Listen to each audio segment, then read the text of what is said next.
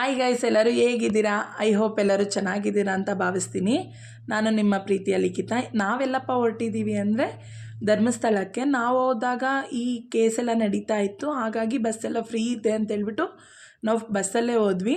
ನಾವು ನೈಟ್ 10 ಗಂಟೆಯಲ್ಲಿ Jalahalli ಕ್ರಾಸಲ್ಲಿ bus ಹತ್ಕೊಂಡ್ವಿ. But morning 3:34ಗೆಲ್ಲ ನಮ್ಗೆ ಧರ್ಮಸ್ಥಳದಲ್ಲಿ ಅವ್ರು ಡ್ರಾಪ್ ಮಾಡಿದ್ರು. ಬಸ್ ಅಂತೂ ತುಂಬ ಖಾಲಿನೇ ಇತ್ತು. ಆ್ಯಕ್ಚುಲಿ ಅದು ಪುತ್ತೂರಿಗೆ ಹೋಗೋ ಬಸ್ಸು, ಆ ಬಸ್ ಕೂಡ ಖಾಲಿನೇ ಇತ್ತು. ಹಾಗಾಗಿ ನಾವು ಬಸ್ಗೆ ಹೋದ್ವಿ. ಅನ್ಪ್ಲ್ಯಾನ್ಡಾಗಿ ಹೋದ್ವಿ, ಸಡನ್ ಪ್ಲ್ಯಾನು. ನನ್ನ ಮಗಳಿಗೆ 2 ವರ್ಷದಲ್ಲಿ ಇರಬೇಕಾದ್ರೆ ಅವ್ಳಿಗೆ ಜ್ವರ ಬಂದಾಗ ನಾನು ಹರಕೆ ಮಾಡ್ಕೊಂಡಿದ್ದೆ, ನನ್ನ ಮಗಳಿಗೆ ಮುಡಿ ಕೊಡ್ತೀನಿ ಅಂತೇಳ್ಬಿಟ್ಟು. ಹಾಗೆ ಈಗ ಹೆಂಗೋ ನನ್ನ ಮಗನೂ ಇದ್ದಾನೆ ಅಂತೇಳ್ಬಿಟ್ಟು ಅವನಿಗೂ ಕೂಡ ಮುಡಿ ಕೊಡೋಣ ಅಂತೇಳ್ಬಿಟ್ಟು ಇಬ್ಬರಿಗೆ ಒಂದೇ ಸರಿ ಕೊಟ್ಬಿಡೋಣ ಅಂತೇಳ್ಬಿಟ್ಟು ಅಂದ್ಕೊಂಡ್ವಿ. ನಾವು ಹೋಗ್ಬೇಕಾದ್ರೆ ತುಂಬ ಅಂದರೆ ಮಳೆ. ಆ್ಯಕ್ಚುಲಿ ನಾವು ಧರ್ಮಸ್ಥಳಕ್ಕೆ ಇಳ್ದಾಗ್ಲಿಂದನೂ ಕೂಡ ಸ್ಟಾರ್ಟ್ ಮಳೆ. ಎಲ್ಲರೂ ಹೇಳ್ತಾಯಿದ್ರು ಧರ್ಮಸ್ಥಳದಲ್ಲಿ ಜನನೇ ಇಲ್ಲ, ಹೋಗ್ತಾ ಇಲ್ಲ, ದೇವ್ರ ದರ್ಶನ ಮಾಡ್ಕೊಳಕ್ಕಾಗಲ್ಲ, ರಿಸ್ಕ್ ಇದೆ, ಅದು ಕೇಸ್ ನಡೀತಿದೆ, ಅದು ಇದು ಅಂತ ಏನೇನೋ ಹೇಳ್ತಾಯಿದ್ರು. ಬಟ್ ನಾವು ಯಾರ ಮಾತನ್ನ ನಂಬ್ದೇ ಹೋದ್ವಿ. ಆದರೂ ಕೂಡ ನಮಗೆ ತುಂಬಾ ಲೇಟ್ ಆಯಿತು ದೇವ್ರ ದರ್ಶನ ಎಲ್ಲ. ತುಂಬ ಲೇಟು ಅಂದರೆ ಆಲ್ಮೋಸ್ಟ್ 2 ಅವರ್ಸ್ ಆಯಿತು. ಇಲ್ಲಿ ಮುಡಿ ಕೊಡೋದಕ್ಕೆ ಕೂಡ ಅಷ್ಟೇ ನಮ್ಗೆ 1 ಅವರ್ 1.5 ಅವರೇ ಒಳಗಡೆ ಹೋಗೋದಕ್ಕೆ ಟೈಮ್ ಆಗಾಯಿತು. ನಾವು ಬೆಳಗ್ಗೆ 4 ಗಂಟೆ ಹೋಗಿರೋದ್ರಿಂದ ಅಲ್ಲಿ ಮುಡಿ ಕೊಡೋರು ಸ್ಟಾರ್ಟ್ ಆಗೋದೇ 6:30ಗೆ. 6:30ಗೆ ಸ್ಟಾರ್ಟ್ ಆಗೋದ್ರಿಂದ ನಾವು ಬೇಗನೆ ಹೋಗಿದ್ವಲ್ಲ, ಹಾಗಾಗಿ ಅಲ್ಲೇ ವೆಯ್ಟ್ ಮಾಡ್ತಾಯಿದ್ವಿ. ಮಕ್ಕಳಂತೂ ತುಂಬಾ ಚಳಿ ಅಂತ ಹೇಳ್ಬಿಟ್ಟು ನಡುಗ್ತಿದ್ದಾರೆ. ನಾವು ಅಲ್ಲೆಲ್ಲ ಮುಡಿ ಕೊಟ್ಬಿಟ್ಟು ಅಲ್ಲಿ ಮಕ್ಕಳಿಗೆ ಬಿಸಿನೀರೆಲ್ಲ ಇರುತ್ತೆ. 10 ರೂಪಿ 20 ರೂಪೀಸ್ ಕೊಟ್ಟರೆ ಒಂದು ಬಕೆಟ್ 1.5 ಬಕೆಟ್ ನೀರು ಕೊಡ್ತಾರೆ. ಮಕ್ಕಳಿಗೆ ಅಲ್ಲೇ ಸ್ನಾನ ಮಾಡಿಸಿದ್ವಿ. ಬಟ್ ನಾವು ಮಾತ್ರ ನೇತ್ರಾವತಿ ನದಿಯಲ್ಲಿ ಸ್ನಾನ ಮಾಡೋಕ್ಕೆ ಹೋಗಿದ್ವಿ. ಅನ್ಪ್ಲ್ಯಾನ್ಡ್ ಅಂತ ಹೇಳಿದ್ನಲ್ಲ, ಹಾಗಾಗಿ ನಾವು ರೂಮ್ ಏನೂ ಬುಕ್ ಮಾಡಿರಲಿಲ್ಲ. ಆ್ಯಕ್ಚುಲಿ ರೂಮ್ ಇರಲೂ ಕೂಡ ಇರಲಿಲ್ಲ, ಎಲ್ಲ ಬುಕ್ ಆಗಿಬಿಟ್ಟಿತ್ತು. ನಮಗೆ ಆಲ್ಮೋಸ್ಟು 8 ಗಂಟೆ ಆ ಥರ ಟೈಮ್ಗೆ ನಾವೆಲ್ಲ ರೆಡಿಯಾಗಿ ಮತ್ತು ದೇವಸ್ಥಾನಕ್ಕೆ ಹೋದ್ವಿ ನೇತ್ರಾವತಿ ಘಟ್ಟದಿಂದ. ಆಲ್ಮೋಸ್ಟು ನಿಮ್ಗೆ ರೂಮ್ ಏನಾದರೂ ಸಿಕ್ಕಿದ್ರೆ ರೂಮ್ ಪ್ರಿಫರ್ ಮಾಡಿ, ಯಾಕಂದರೆ ಇಲ್ಲಿ ನೋಡಿ ನೀವೇನು ನೋಡ್ತಿದ್ದೀರಲ್ಲ ಎಷ್ಟು ಗಲೀಜು ಮಾಡ್ತಿದ್ದಾರೆ ಅಂತೇಳ್ಬಿಟ್ಟು. ಬಟ್ ನೇತ್ರಾವತಿಯಲ್ಲಿ ಮುಖ ತೊಳ್ಕೊಳೋಕ್ಕೆ ಇಲ್ಲ ಕೈಕಾಲು ತೊಳ್ಕೊಳೋಕೆ ಮಾತ್ರ ಹೋಗಿ. ನನಗಂತೂ ಇಲ್ಲಿ ತುಂಬ ಗಲೀಜು ಅನ್ನಿಸ್ತು. ಅಲ್ಲೇ ಉಗಿತಾರೆ, ಅಲ್ಲೇ ಎಲ್ಲ ಮಾಡ್ತಾರೆ. ಮೇ ಬಿ ಸೂಸು ಮಾಡೋರು ಕೂಡ ಮಾಡಿರ್ತಾರೆ ನನಗೆ ಗೊತ್ತಿರೋ ಪ್ರಕಾರ. ಹೆವಿ ವಾಟರ್ ಫ್ಲೋ ಇತ್ತು. ಹಾಗಾಗಿ ನಾವು ಅಲ್ಲಿಂದ ಬಂದ ತಕ್ಷಣ ಲಗೇಜು ಕೌಂಟರ್ಗೆ ಹೋಗಿಬಿಟ್ಟು ಲಗೇಜ್ ಕೊಟ್ವಿ. ಇದು ಕಂಪ್ಲೀಟ್ಲಿ ಫ್ರೀ ಇತ್ತು ಲಗೇಜ್ ಕೌಂಟ್ರು. ನಾವು ಎಷ್ಟೊತ್ತಾದರೂ ಇಡ್ಬೋದು ಅಲ್ಲಿ, 1 ರೂಪಿ ಕೂಡ ಚಾರ್ಜ್ ಮಾಡಲ್ಲ. ನಾವು ಒಳಗಡೆ ಹೋಗಬೇಕಾದ್ರೆ ತುಂಬಾ ಮಳೆ ಬರ್ತಾಯಿತ್ತು. ನಾನು ಹಾಗಾಗಿ ಜಾಸ್ತಿ ಫೋನಲ್ಲಿ ಏನೂ ಕ್ಯಾಪ್ಚರ್ ಮಾಡೋಕ್ಕಾಗಿಲ್ಲ, ಯಾಕಂದರೆ ಮಳೆ ಇದ್ದ ಕಾರಣದಿಂದ ಫೋನ್ ನೆನೆಯುತ್ತೆ ಅಂತೇಳ್ಬಿಟ್ಟು ನಾನೇನು ಅಷ್ಟೊಂದು ಮಾಡೋಕ್ಕೋಗಿಲ್ಲ. 8:30ಗೆ ನಾವು ಒಳಗಡೆ ಹೋದರೆ 10 o'clock ಎಲ್ಲ ನಮ್ಗೆ ದರ್ಶನ ಆಯಿತು. ಅಂದರೆ ನನಗೆ ಮಗು ಇರೋದ್ರಿಂದ ಸ್ವಲ್ಪ ಬೇಗನೆ ದರ್ಶನ ಆಯಿತು. ಇವಾಗ ತಿರುಪತಿಯಲ್ಲಿ ಯಾವ ರೀತಿ ಶೆಡ್ಡೆಲ್ಲ ಮಾಡಿದಾರೋ ಆ ಥರ ಶೆಡ್ಗಳನ್ನ ಕಟ್ಟಿದ್ದಾರೆ.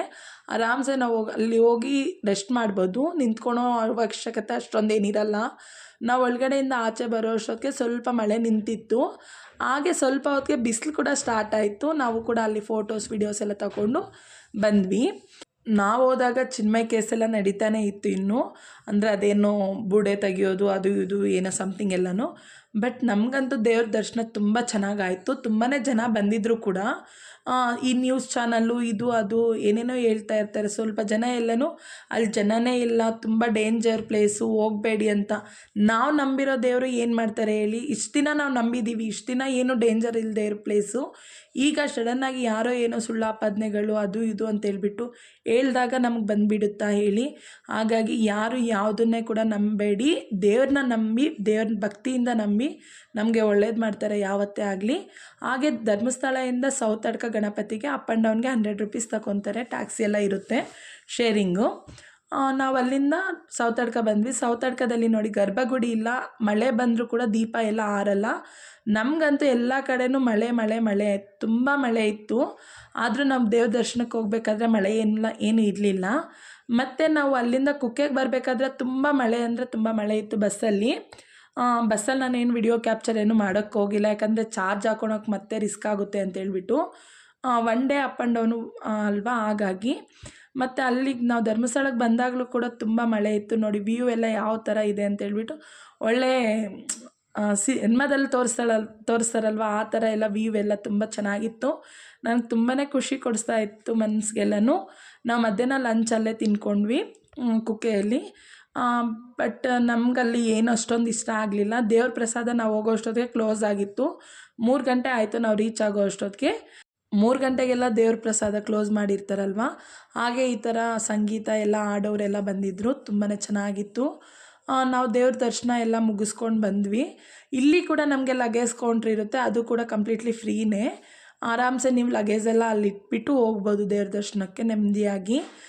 ಮಳೆ ಎಷ್ಟು ಬರ್ತಿದೆ ಅಂದರೆ ನಮ್ಮ ಡ್ರೆಸ್ ಎಲ್ಲ ಫುಲ್ಲು ನೆನೆಯೋ ಅಷ್ಟು ನೋಡಿ ನೀವೇ. ಮತ್ತೆ ರಿಟರ್ನ್ ಬರಬೇಕಾದ್ರೆ ನಾವು ಬಸ್ಸಲ್ಲಿ 4:30, 5 ಅಲ್ಲಿ ಕುಕ್ಕೆಯಲ್ಲಿ ಬಿಟ್ವಿ. ಬಟ್ ನಾವು ಆನ್ ದ ವೇ ಬರಬೇಕಾದ್ರೆ ತುಂಬ ಮಳೆ ಅಂದರೆ ತುಂಬ ಮಳೆ ಇತ್ತು. ಎಷ್ಟು ಮಳೆ ಬರ್ತಿದೆ ನೀವೇ ನೋಡಿ. ಎಲ್ಲ ಕಡೆನೂ ಒಂಥರ ಫಾಲ್ ಥರ ಬರ್ತಾಯಿತ್ತು, ಚಿಕ್ಕ ಚಿಕ್ಕ ಏನು ಜರಿ ಫಾಲ್ ಅಂತ ಹೇಳ್ತಾರಲ್ವ ಆ ಥರ. ಬಟ್ ನಮ್ಮ ಬಸ್ನ ಡ್ರೈವ್ ಮಾಡೋಕ್ಕಾಗ್ದೇ 2 ಅವರ್ಸ್ ಸೈಡ್ಗೆ ಅಲ್ಲೇ ನಿಲ್ಲಿಸಿದ್ರು.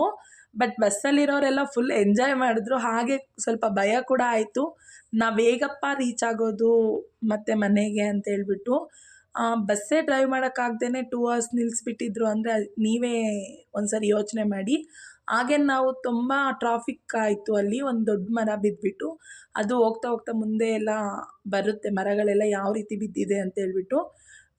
ನಾವು ಓನ್ ವೆಹಿಕಲಲ್ಲಿ ಹೋದರೆ ಸ್ವಲ್ಪ ರಿಸ್ಕಿನೇ ಇರುತ್ತೆ. ಹಾಗೆ ಮಳೆಗಾಲದಲ್ಲಿ ಮಾತ್ರ ಹೋಗಬೇಡಿ. ನಾವು ಬಸ್ಸಲ್ಲಿ ಹೋಗಿ ಬಸ್ಸಲ್ಲಿ ಬಂದಿರೋದಕ್ಕೇ ನಮ್ಗೊಂದು ಸ್ವಲ್ಪ ಭಯ ಜಾಸ್ತಿ ಆಯಿತು. ಓನ್ ವೆಹಿಕಲ್ ಅಂದರೆ ನಮ್ಮ ಚಿಕ್ಕ ವೆಹಿಕಲ್ ಅಲ್ವಾ, ಹಾಗಾಗಿ ನಾವೆಲ್ಲಂದ್ರಲ್ಲೇ ಇದು ಮಾಡೋಕ್ಕಾಗಲ್ಲ, ಬೇರೆ ಯಾರೂ ಇರಲ್ಲ ನಮ್ಮ ಜೊತೆಯಲ್ಲಿ, ಸ್ವಲ್ಪ ಭಯನೇ ಆಗುತ್ತೆ. ಬಟ್ ಓನ್ ವೆಹಿಕಲಲ್ಲಿ ಸ್ವಲ್ಪ ಬೆನಿಫಿಟ್ ಏನಂದರೆ ಈ ಥರ ಫಾಲ್ಸ್ ಎಲ್ಲ ಬಂದಾಗ ನಾವು ನಿಂತ್ಕೊಂಡು ಫೋಟೋಸ್ ಎಲ್ಲ ತಗೊಂಡು ಎಂಜಾಯ್ ಮಾಡ್ಬೋದು ಅಷ್ಟೇ.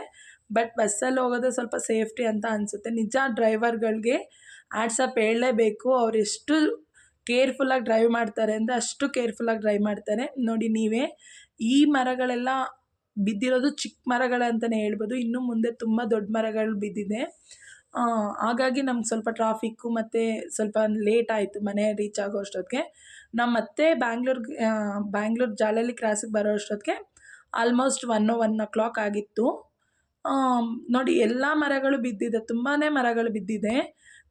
ಬಟ್ ಡ್ರೈವರ್ಗಳು ಅಷ್ಟು ಕೇರ್ಫುಲ್ಲಾಗಿ ನಮ್ಮನ್ನು ಕರ್ಕೊಂಡು ಬರ್ತಾರಲ್ವ, ನಿಜ ಅವ್ರಿಗೆ ಹ್ಯಾಂಡ್ಸಪ್ ಹೇಳಲೇಬೇಕು. ನೀವು ಕೂಡ ಹೋಗಬೇಕಾದ್ರೆ ಸ್ವಲ್ಪ ಮಳೆ ಇಲ್ಲದೇ ಇರೋ ಟೈಮಲ್ಲಿ ಹೋಗಿ. ಮಳೆ ಇದ್ದಾಗ ಹೋದರೆ ಸ್ವಲ್ಪ ರಿಸ್ಕ್ ಆಗುತ್ತೆ. ಮಳೆ ಇಲ್ಲ ಅಂದರೆ ಇನ್ನೂ ಸ್ವಲ್ಪ ಎಂಜಾಯ್ ಮಾಡ್ಬೋದು, ಇನ್ನೂ ಸ್ವಲ್ಪ ಎಲ್ಲ ನೋಡ್ಬೋದು.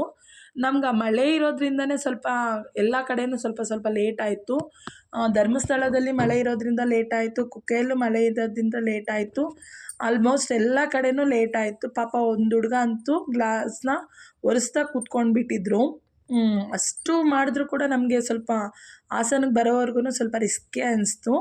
ಬಟ್ ಫೈನಲಿ ನಾವು ಹಾಸನಕ್ಕೆ ರೀಚ್ ಆದಮೇಲೆ ಸ್ವಲ್ಪ ಅದೇನೋ ಹೇಳ್ತಾರಲ್ಲ, ಜೀವ ಬಂತು ಅಂತ ಹೇಳ್ಬಿಟ್ಟು, ಅಲ್ಲಿವರೆಗೂ ನಮ್ಮ ಜೀವನ ಕೈಯಲ್ಲೇ ಇಟ್ಕೊಂಡಿದ್ವಿ. ನೋಡಿ ಇಲ್ಲಿ ಎಷ್ಟು ದೊಡ್ಡ ಮರ ಬಿದ್ದಿದೆ ಅಂತ ಹೇಳ್ಬಿಟ್ಟು, ಇದು ಬೇರು ಸಮೇತ ಬಂದು ಬಿದ್ದಿದೆ. ತುಂಬಾ ಗುಡ್ಡ ಕುಸಿತ, ತುಂಬಾ ಮಳೆ ಎಲ್ಲ ಬೇರು ಮರಗಳೆಲ್ಲ ಬಿದ್ದಿತ್ತು.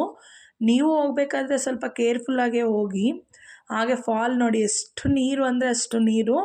ಬಟ್ ಬಸ್ಸಲ್ಲಿರೋರೆಲ್ಲ ಫುಲ್ ಎಂಜಾಯ್ ಮಾಡಿದ್ರು. ಹಾಗೆ ಸ್ವಲ್ಪ ಭಯ ಕೂಡ ಇತ್ತು.